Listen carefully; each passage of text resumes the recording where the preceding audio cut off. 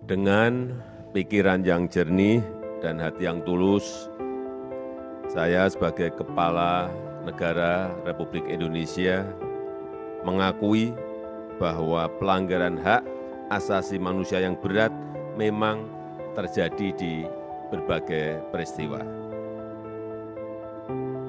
Kan Indonesia kan termasuk katanya sangat menjunjung tinggi HAM ya, hak asasi manusia. Cuman sebagai anak pers, kita itu tidak mendapatkan itu gitu ya. Setiap hari kita hidup berdampingan.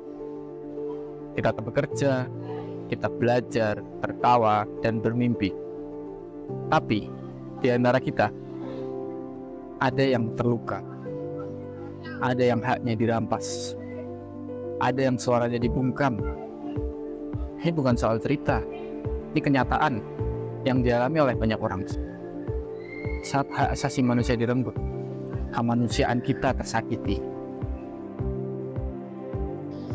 HAM itu apa yang dimaksud dengan hak asasi manusia? Menurut aku tuh HAM gitu termasuk hak-hak yang udah ada sejak lahir ya, entah itu hak berpendapat, hak banyak deh hak manusia lainnya yang diatur dalam undang-undang di Indonesia. Itu menurutku. Kan Indonesia kan termasuk katanya sangat menjunjung tinggi HAM ya, hak asasi manusia. Cuman sebagai aku juga, salah satu kesibukanku juga aku anak pers gitu. Jadi tapi tuh di kita itu tidak mendapatkan itu gitu ya, karena kan katanya negara ya, karena kan asasi juga kan ada hak berpendapat ya. Jadi terkadang kita tuh bukan ribut. Itu ada langsung dibungkar gitu ya dengan pelatihan kayak nggak boleh kayak gitu gini gitu. Padahal kan kayak cuma berpendapat dan pendapatnya real loh, nyata gitu. Cuman lah balik lagi kita hanya rakyat ya, ataupun bawahan ya cuman bisa menerima saja gitu. Kalau untuk kakaknya sendiri yang paling krusial dari permasalahan HAM yang ada di Indonesia apa? Sebenarnya banyak ya, kalau disebutkan banyak banget. Terus apalagi sekarang aku tuh baru tadi pagi baca berita ini tuh itu benar-benar ya, yang namanya hukum tuh tajam ke benar tumpul kata sebenar-benar ada, bukan sebenarnya benar ada sih, tapi aku baru baca nih ini mbahnya itu asli Jogja, aku lupa daerah mana. Cuman beliau itu kan punya tanah yang bidangnya lumayan luas ya. Jadi tanahnya itu tuh disumbangin sedikit untuk pemerintah sana, untuk jalan lah, untuk bidang desa dan segala macamnya gitu. Beliau tuh juga buta huruf, terus juga nggak bisa baca gitu kan. Terus tuh beliau tuh kalau nggak salah aku beritanya tuh tanahnya dijual dan dilelang sama perusahaan apa, aku lupa namanya apa. Tapi tuh beliau tuh sama sekali nggak ada tanda tangan bukan kontrak ya, tanda tangan surat itu loh, pengajuan surat itu enggak gitu. Nah itu kayak jadi tuh mereka itu jadi tuh tanahnya tuh sekarang dilelang. Iya sekarang tuh dilelang ya sama PT apa, bank apa, aku lupa gitu. Dan terancam pulang dong tanahnya, dan kebun yang punyanya Sunda tuh terancam digusur, dan rumah beliau tuh juga terancam digusur karena kan dilelang ya, jadi kan udah dijadiin PT kalau nggak salah aku gitu.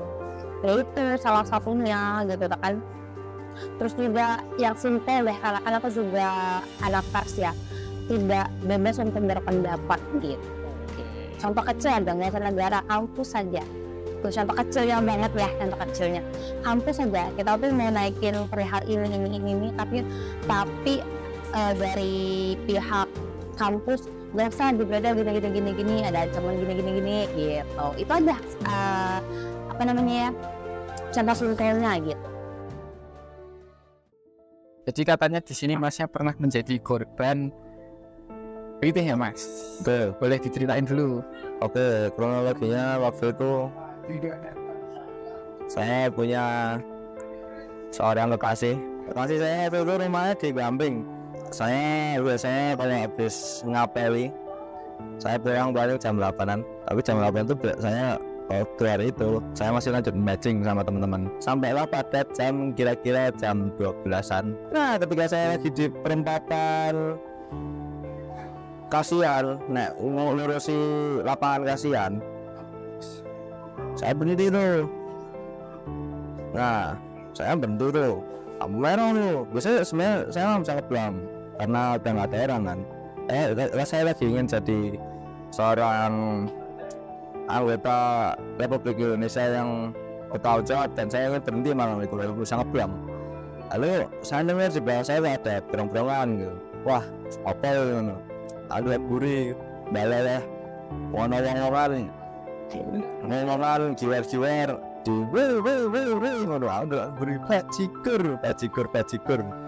Mikir ya, belum gue balik lagi. Ya udah saya lari lah, saya sendiri awalnya, saya pelan, baru sebulan gitu. Lah kok apa saya belumnya saya kantor mana? Saya lari ke belakang. Ya, katanya nyetek ikan. Nyetek ikan sing dongeng gitu. Anu ngerti to nek kuwi sono aku sing korbane. Oh, memang dekat aku banget ya, tak buang ke waduh, 120 limit toh. Ketinggalan jauh. Menurut Masnya sendiri ada nggak sih masukan buat orang-orang yang mempunyai kuasa tentang hak asasi manusia ini untuk menghilangkan pelanggaran-pelanggaran HAM yang ada di Indonesia? Bagi saya hal itu adalah hak asasi manusia. Namanya hal itu ada jalannya dengan kewajiban. Betul. Nah, gini menurut saya. Kalau saya itu HAM itu hanya diperbolehkan untuk beberapa orang. Dalam artian HAM itu adalah hak yang berhak diberikan kepada orang yang berkontribusi kepada masyarakat. Ketika saya melihat pelaku-pelaku politik, ya kan, yang memang kabutnya nyakiti uang, rugi uang, menurut saya orang seperti itu tidak berhak untuk mendapatkan HAM. Maka bagi kepolisian betul-betul sisa dulu Pak, mereka tidak mempedulikan HAM orang lain, kenapa tidak mempedulikan HAM mereka? Menurut saya seperti itu aja. Jika kita melihat dari contoh-contoh kasus hak asasi manusia yang dipaparkan ya, baik yang dialami ataupun enggak ya, kita bisa tarik kesimpulan bahwa permasalahan hak asasi manusia ini tuh masih banyak PR-nya ataupun banyak yang harus kita selesaikan. Coba kalau kita melihat atau mengacu pada Undang-Undang Republik Indonesia pada nomor 39 tahun 1999 itu tentang hak asasi manusia. Jadi seharusnya itu negara itu berkewajiban dalam melindungi ataupun memajukan hak asasi manusia itu sendiri. Negara itu harus hadir dan menjamin agar hak asasi manusia itu dapat dinikmati seluruh warga negara Indonesia. Jadi tidak hanya segelintir ataupun hanya beberapa kelompok saja, begitu. Terus kalau kita lihat juga kan ada hak untuk hidup, hak untuk berkeluarga, hak untuk mengembangkan diri, hak memperoleh keadilan, dan hak atas kebebasan pribadi itu sendiri. Itu semua hal itu tuh sebenarnya perwujudan insan manusia yang bermartabat, yang patuh pada hak asasi manusia itu.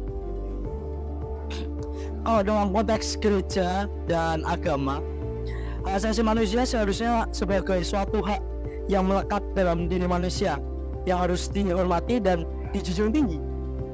Karena gereja sebagai bagian dari ajaran sosialnya terus-menerus menekankan mengenai pentingnya martabat serta harkat manusia.